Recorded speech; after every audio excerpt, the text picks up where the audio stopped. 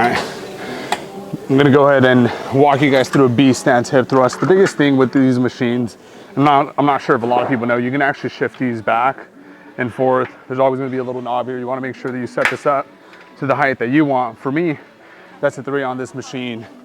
The B stance is an amazing movement because it's gonna be unilateral, so it's gonna really allow you to isolate one of the sides. And the biggest thing as you go ahead and set up the pad, you wanna make sure that this is at your waist.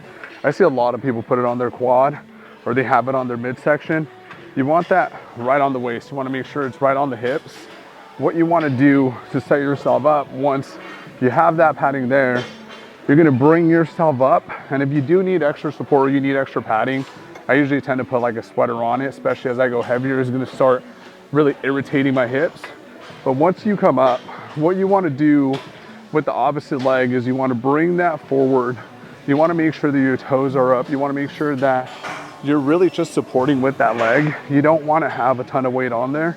And once you start thrusting up, really use the heel to the middle of your foot to bring yourself up and extend your hips. You don't want to shift yourself back into this movement and have your heel pop off. You wanna make sure that your foot stays on the platform the whole time.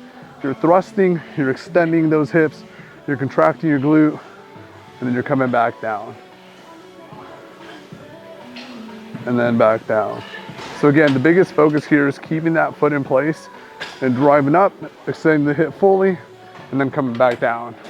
Pretty straightforward movement. Once you get it down, it's gonna feel phenomenal for you. So give these a go, especially if you find that you have a weaker glute versus the other one. If you notice that your left side's struggling a little bit more, then you can go ahead and use these.